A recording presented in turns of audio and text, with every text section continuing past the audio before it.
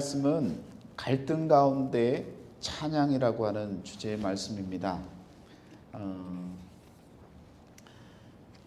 갈등 가운데 찬양. 여러분, 어려움이 있고 힘겨움이 있을 때 찬양한다는 일이 참 어렵습니다. 그래서 오늘 시편을 바라보면서 다윗이 가졌던 마음, 여러 가지 어려움 가운데 하나님 앞에 찬양했던 그 마음, 그래서 하나님 마음에 합한 자라고 하는 그러한 하나님께서 인정해 주시는 믿음의 삶을 살았던 다윗, 그 다윗의 삶을 저와 여러분들이 본받고 믿음으로 살아나가야 될 줄 믿습니다. 시편은요 1편서부터 150편까지 있잖아요. 그런데 시편 1편을 한번 보시길 바랍니다.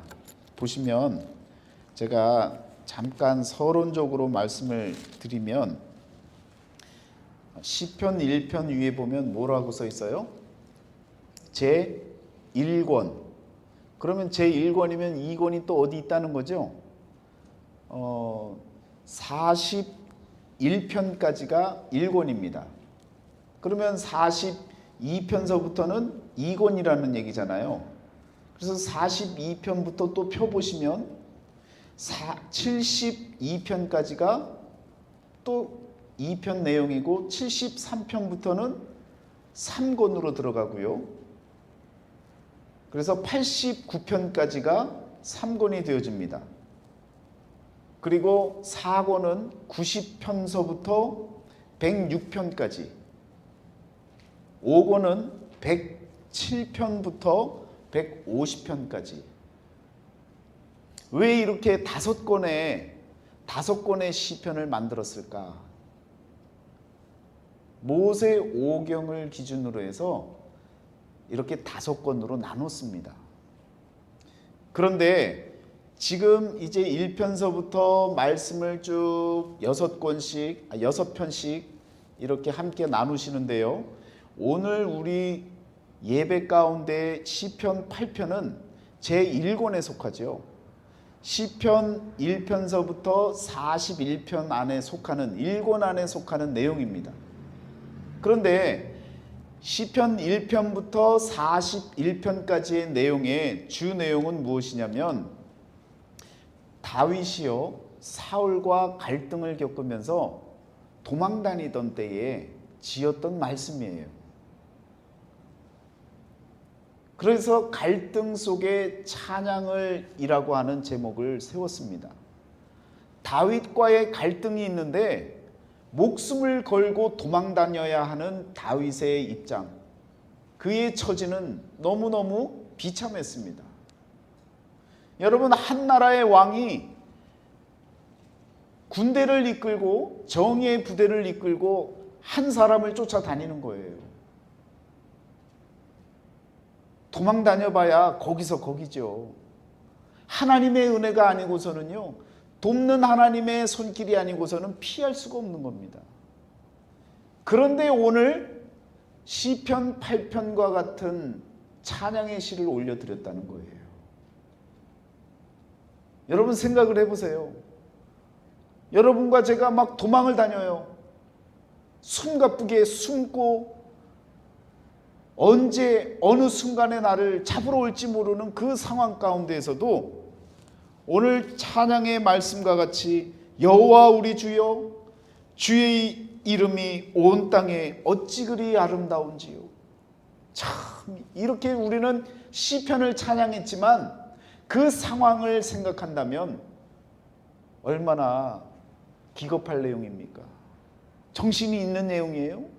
지금 도망다녀야 되고 숨어야 될 판인데 하나님을 찬양하고 있는 거예요. 이 여유가 있는 이 믿음의 마음을 저와 여러분들이 배워야 된다는 겁니다. 어찌 그리 아름다운지요. 여러분, 눈이 오는 오늘의 바깥을 내다보면서 커피를 마시면서 바깥을 내다보면 하나님 너무 아름다운 세상이에요.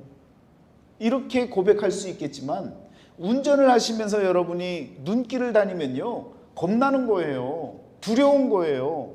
안전하게 가야 되는 거예요. 그런데 그냥 그 가운데에도 오 하나님, 앞에서 막 차가 그냥 이리 흔들리고 저리 흔들리고 뺑그르르 돌고 부딪히는데 그 상황 가운데도 오 하나님 감사합니다. 아름다운 눈을 보게 하시네요. 이런 고백을 할 수 있겠냐고요. 여러분, 우리의 상황이 우리의 마음을 움직일 때가 많습니다. 우리의 극한 상황이 우리의 마음을 극한 상황으로, 아주 조급한 마음으로 만들 때가 많습니다. 그런데 다윗은 달랐다는 거예요. 그런 마음이 아니라는 거예요. 어떤 갈등 가운데에도 나를 죽이려고 쫓아오는 군대가 있고 또 나를 잡으려고 하는 한 나라의 왕이 있음에도 불구하고 그의 마음 안에는요, 하나님께서 주신 평안이 있었습니다. 감사함이 있었어요. 하나님을 드높이는 찬양이 있었습니다. 여러분, 그런 마음을 저와 여러분들이 배워야 된다는 것입니다. 이것이 우리가 찬양을, 또한 시편 찬양을 바라보면서 그저 가사가 좋은 것 같고 참 어떻게 이런 가사를 지었을까, 어찌 그리 아름다운지요 하며 감탄하는 그 감탄의 내용을 갖고 자연만, 아름다운 자연만 바라보며 찬양하는 우리의 모습이 아니라 극박하고 절박한 상황 가운데도, 죽임을 당할 수도 있는 어려움 가운데 놓인 상황 가운데에도 하나님을 찬양했던 그 다윗의 마음을 저와 여러분들이 본받고 그 믿음으로 살아나가야 될 줄 믿습니다. 여러분, 다윗은요, 하나님을 찬양하는데요, 여러분 영어 성경 같이 갖고 계신 분들은 1절 8장 8편의 1절 말씀에 보면요, Lord라고 하는 표현이 나옵니다. Lord, our Lord.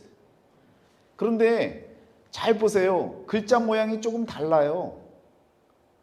그렇죠? 영어 성경 갖고 계시면 뭐라고 써 있어요? 캐피럴 레터로 써 있죠. Lord가 한 글자 한 글자가 다 캐피럴 레터로 써 있어요. 그런데 두 번째 Lord 할 때는 뭘로 써 있어요? L만.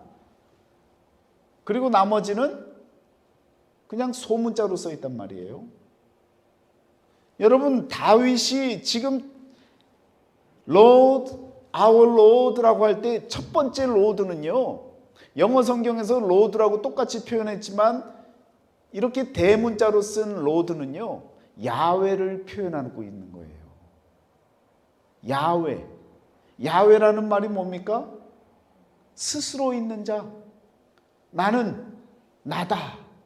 I am who I am 이라고 했던 그 하나님께서 자신을 명하셨던 그 이름을 영어 성경에서는요, L-O-R-D라고 하는 대문자로 썼습니다.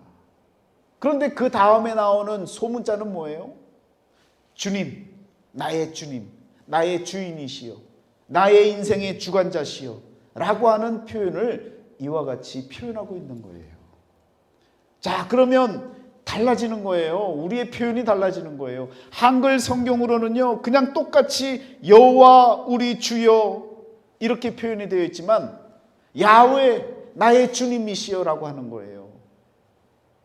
스스로 계신 하나님, 당신은 나의 주인이십니다 라고 하는 고백을 올려드리고 있는 거예요. 자, 이 표현과 그냥 여호와 우리 주여라고 하는 표현의 차이가 뭡니까? 하나님을 분명히 아는 거예요. 이 세상 주관자이신 하나님, 하나님의 이름 야훼라고 하는 그 이름을 분명히 알고 그 하나님이 나의 하나님이라고 표현하고 있는 거예요. 믿음 생활하려면요, 하나님을 정확히 알아야 됩니다. 그냥 여호와여 나의 하나님이여 우리의 하나님이여라가 아니라 분명한 그의 이름을 야훼 하나님, 그 하나님이 바로 나의 인생의 주관자이십니다라고 하는 이 고백을 다윗과 같이 올려드릴 수 있어야 된다는 것입니다. 창조주 하나님, 피조물로서 창조주를 바라보는 다윗의 그 마음, 모든 것을 다 하나님께 맡기고 하나님을 의존하는 그 마음이 이 표현 가운데 드러나고 있는 거예요. 여러분, 그래서 성경을 이잡듯이 보셔야 되는 거예요. Lord, our Lord라고 쓰여져 있었는데 궁금하지 않았잖아요. 그냥 지나갔잖아요. 그런데 야훼 하나님, 창조주 하나님, 스스로 계신 하나님, 그분이 나의 하나님이십니다 라고 하는 이 고백 가운데 다윗은요, 모든 것을 다 맡긴 거예요. 그래서 여유가 생기는 거예요. 이 세상을 바라보는 여유가 생기는 거예요. 갈등이 있었어도 그 갈등을 해결해 주시는 하나님이 계시기 때문에 마음에 여유가 있는 거예요. 눈길을 달려가도 하나님이 나를 책임져 주실 것이라는 것을 믿기에 믿음으로 달려가는 거예요. 여러분과 제가 그런 믿음으로 사셔야 됩니다. 창조주 하나님을 기억하고 그 하나님을 찬양할 수 있는 올바른 고백 가운데에 저와 여러분의 믿음이 성장해 나가는 줄 믿습니다. 그런데요, 또 하나의 놀라운 사실은 뭡니까? Lord, our Lord. 왜 our Lord라고 했겠어요? our, 우리잖아요. 우리의 하나님, 우리의 주님이라고 하는 표현을 썼잖아요. 지금 다윗은 혼자 있는 게 아니에요. 누구랑 같이 다니고 있어요? 아둘람 공동체에 아둘람 그 동굴에서 만났던 400명에 가까운 사람들, 그 사람들과 지금 함께 다니고 있는 거예요. 여러분, 400명이 다윗을 쫓아왔어요. 다윗이여 우리와 함께 하소서 하고 다윗을 추종하는 400명이 달라붙었습니다. 그러면 여러분, 도망 다녀야 되는데 400명이 붙으면 좋을까요? 나쁠까요? 불편한 거예요. 힘든 거예요. 책임져야 할 식솔들이 그렇게나 많이 생겼으니 얼마나 답답하겠습니까? 그런데 이 사람들의 존재가 어떤 존재냐? 한번 여러분 사무엘상 22장을 한번 찾아보세요. 그러므로 다윗이 그곳을 떠나 아둘람 굴로 도망하매 그의 형제와 아버지의 온 집이 듣고 그리로 내려가서 그에게 이르렀고. 자, 여러분, 가족들은요 그냥 같이 달라붙어서 가야 되는 거예요. 다윗 때문에 어디 있든 죽거든요. 붙잡히면 죽어요. 그러니까 다윗이 가 있는 곳으로 그래도 잘난 다윗 아들 쫓아서 다 같이 달라붙은 거예요. 그건 이해가 되어집니다. 그런데 2절부터 보시면요, 환난당한 모든 자, 빚진 모든 자, 그리고 마음이 원통한 자가 다 그에게로 모였고 그는 그들의 우두머리가 되었는데 그와 함께한 자가 400명가량이었더라. 여러분, 잘난 사람이 달라붙은 게 아니에요. 소외받고 어려움 당하고 사람들에게 속임을 당하고 환난을 당하고 또 빚을, 남의 돈을 꽂다가 갚지 못해갖고 빚진 자로 도망하는 신세에 있는 사람들, 마음이 원통하고 그냥 화가 나는 일이 많아서 세상 살기 싫은 사람들 다 모인 거예요. 이런 사람들이 모였는데, 정말 오합지졸로 모였는데 다윗이 마음이 편하겠어요? 저 같으면요, 아닙니다, 괜찮습니다, 제가 좀 급해서요 다음에 제가 찾아오지요. 여러분들 마음은 다 이해하지만 제가 좀 볼 일이 있어서, 개인적으로 볼 일이 있어서 좀 다녀오겠습니다, 한 달만 기회를 주세요 하고 떠나버릴 것 같아요. 여러분 같으면 어떻게 하시겠어요? 400명 다 이끌고 가시겠어요? 다윗은요 오합지졸의 400명을 이끌고 굴 속에서 지금 하나님을 찬양하고 있는 거예요. Lord, our Lord라고 하는 이 표현은요, 아둘람 공동체의 400명을 다 이끌고 하나님 어찌합니까 어찌합니까 해도 안 될 판인데, 하나님 어찌 그리 아름다운지요, 이 세상이 어찌 그리 아름다운지요 하고 하나님을 드높이고 있는 거예요. 여러분, 우리 마음하고는 좀 다르지 않습니까?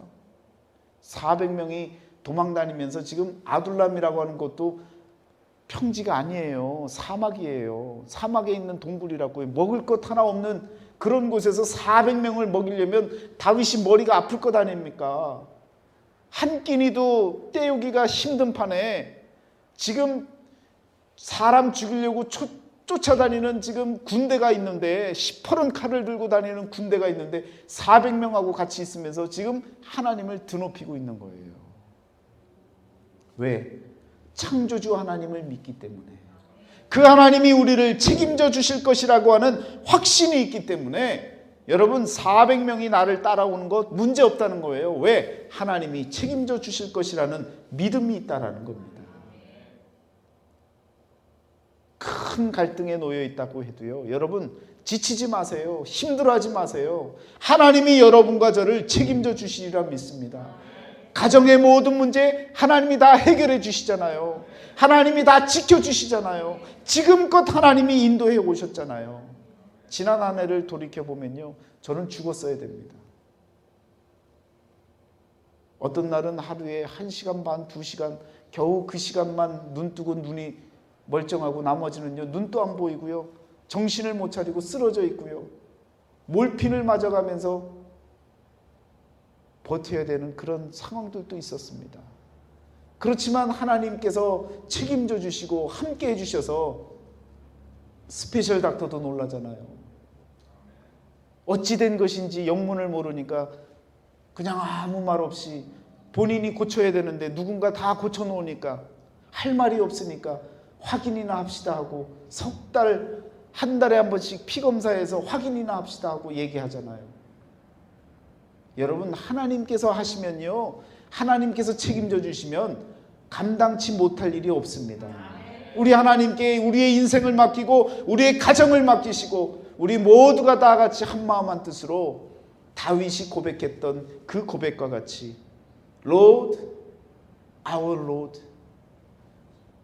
나를 믿고 따르는 가정이 있습니까? 나를 믿고 따르는 이웃들이 있습니까? 하나님께 맡기시고 하나님을 향해 내 주도권을 쥐고 흔들리지 않고 하나님을 향해 달려나갈 수 있는 믿음의 리더들이 다 되어지시기를 축원합니다. 여러분 아둘람 공동체를 이렇게 이끌고 나아갔던 그 다윗의 마음을 여러분이 기억하셔야 돼요. 목숨을 걸고 지금 쫓아다니는 사람이 있고 쫓기는 상황 가운데서도 이와 같은 여유로 하나님 앞에 찬양을 올려드렸던 이런 다윗의 마음을 여러분과 제가 배워야 될 줄 믿습니다. 주의 이름이 온 땅에 어찌 그리 아름다운지요, 주의 영광이 하늘을 덮었나이다. 이와 같이 말씀을 또한 고백을 하나님 앞에 올려드리고 있습니다. 그런데요, 주의 이름이 온 땅에 어찌 그리 아름다운지요. 시편 찬양은 마음의 고백이기도 하지만 주의 이름이라고 하는 그 표현을 써가면서 다윗이요 그리스도를 표현하고 있다는 것입니다. 여러분 예수님께서 마태복음 22장 43절에 제자들에게 묻잖아요. 너희는 나를 누구라고 어떻게 그리스도를 어떻게 생각하느냐라고 묻잖아요. 그랬을 때 다윗의 자손인이다 라고 이야기했던 많은 사람들의 생각,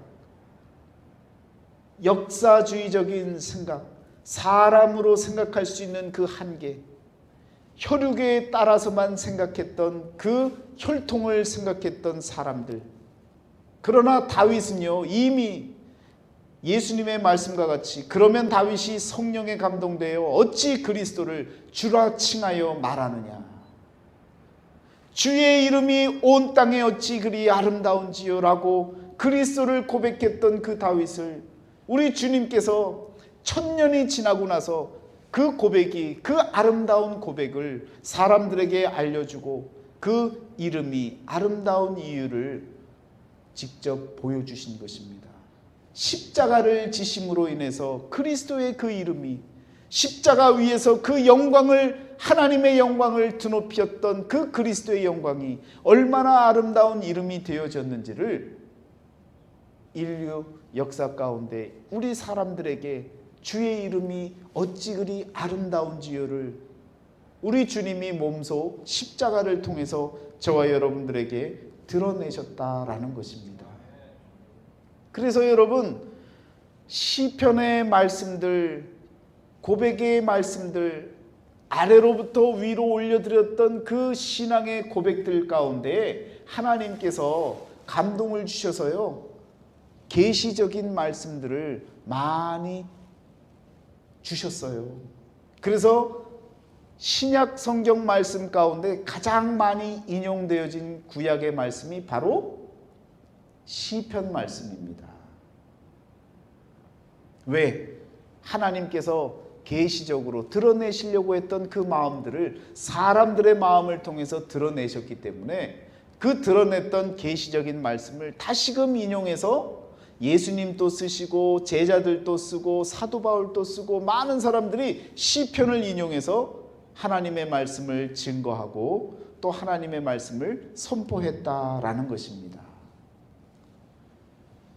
시편 8편 2절 말씀에 주의 대적으로 말미암아 어린아이들과 젖먹이들의 입으로 권능을 세우심이여.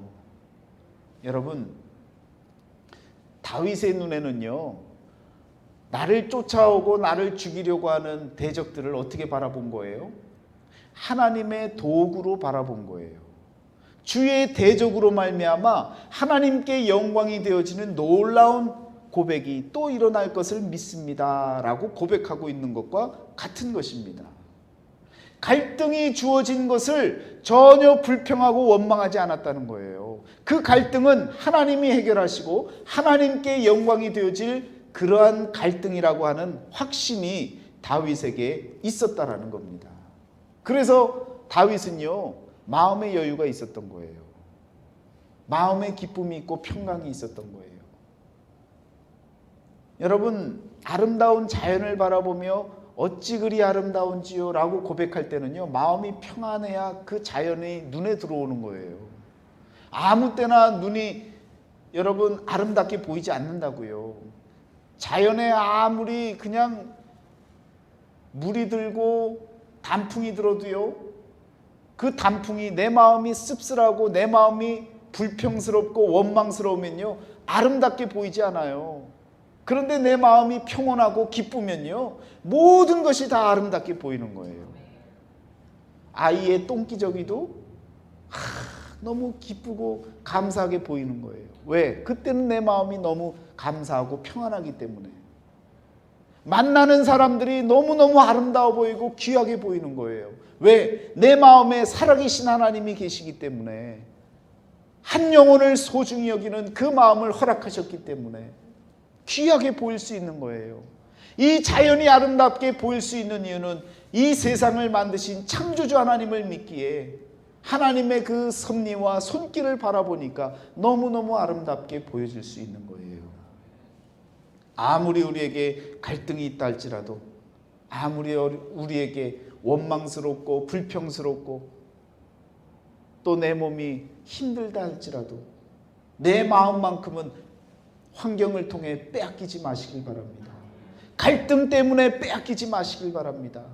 갈등 가운데서도 하나님을 찬양할 수 있는 그런 믿음을 소유하시고 하나님 앞에 간구하며 하나님을 드높일 수 있는, 주의 이름이 온 땅에 어찌 그리 아름다운지요라고 고백할 수 있는 다윗의 마음과 같은 마음을 소유하시고 하나님을 찬양하시기를 축원합니다.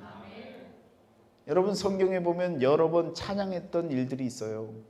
그런데 대표적인 찬양이 언제예요? 사가랴의 찬양. 세례 요한의 아버지 사가랴가 찬양하잖아요. 그 찬양도 마태복음 뒤편에 보면 나오잖아요. 또 누가 나옵니까? 마리아가 찬양을 하잖아요. 다 어려움 가운데서 찬양한 거예요. 처녀가 아이를 임신했다는 것은 이건 밖에 나가서 돌 맞을 일이고 죽을 일입니다. 그런데 하나님의 뜻인 것을 깨닫고 나니까 찬양이 나오는 거예요.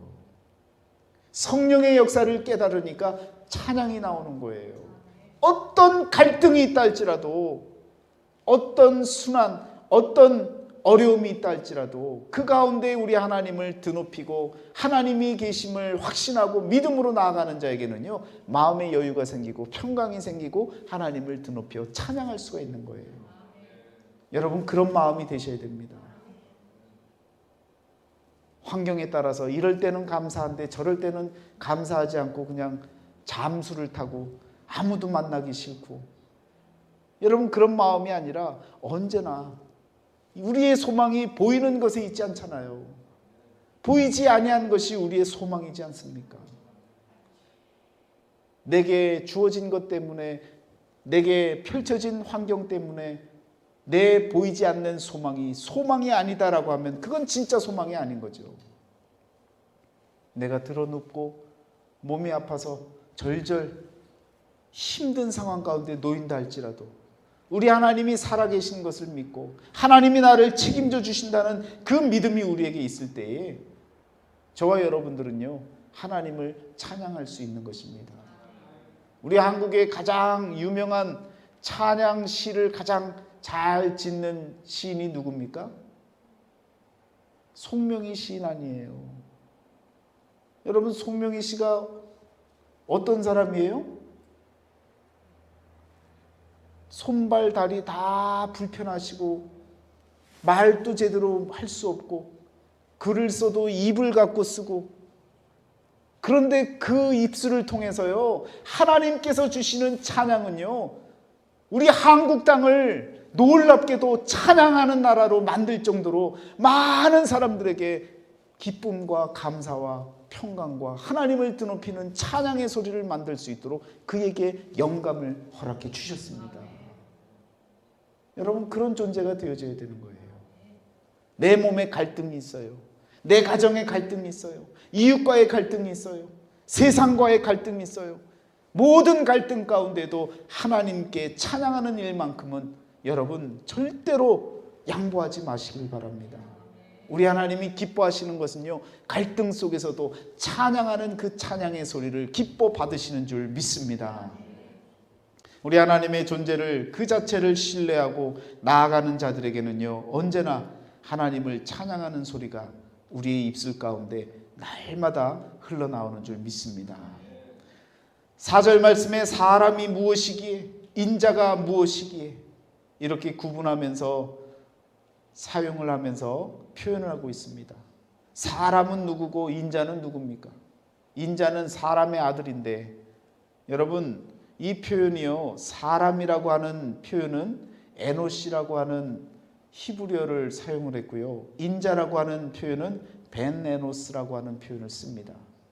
그래서 앞에 사람 에노시라고 하는 사람은요, 약한 자, 병든 자, 깨지기 쉬운 자, 그런 자들도 하나님께서 무엇이기에 돌보시고 함께 하시고, 또 벤에노스라고 하는 인자라고 하는 이 표현, 이 표현을 통해서 인자라고 할 때 이 인자는 다니엘서에서도 7장 13절에서도 인자와 같으니 라고 하는 이 표현이 나오는데요, 마태복음 26장 64절에 권능의 우편에 앉은 것과 하늘 구름을 타고 오는 것을 너희가 보리라 라고 할 때에 그 인자가 이와 같이 우리에게 찾아오신다는 거예요.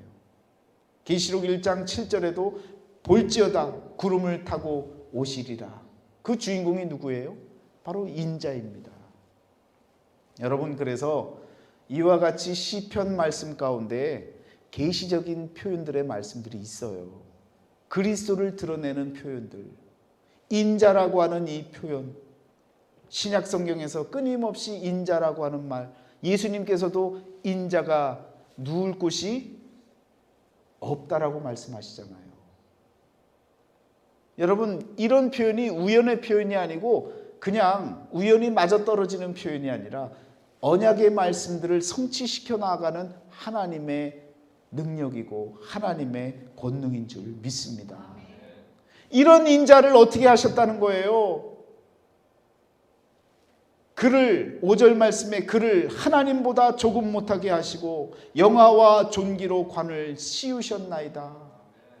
빌립보서 2장에 보면 종의 형체를 빌어서 하나님과 동등됨을 취하셨던 그 하나님께서는 종의 형체를 취하셔서 이 땅에 내려오시고 그리고 십자가를 지시고 죽음을 맛보시고 다시금 올라가시잖아요.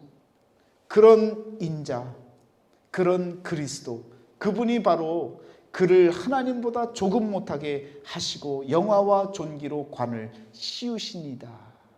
이와 같이 아래로부터 위로 고백하는 가운데 하나님이 주신 감동으로 이미 벌써 1000년 전에, 우리 주님이 오시기 1000년 전에 그리스도를 드러내는 이 시편의 표현들은요, 그래서 아름다운 찬양이 되어지는 것이고 하나님을 드높이는 말씀이 되어지는 줄 믿습니다.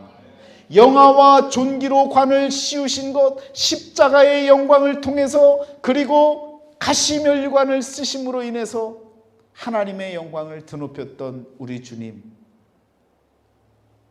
그 주님을 따라서, 그 그리스도를 따라서 다윗도 자신의 인생에 고난이 우선하지만 그러나 후에는 하나님이 채워주시는 영광이 있을 것을 믿고 쫓기는 가운데도 이와 같이 찬양을 올려 드린 것입니다.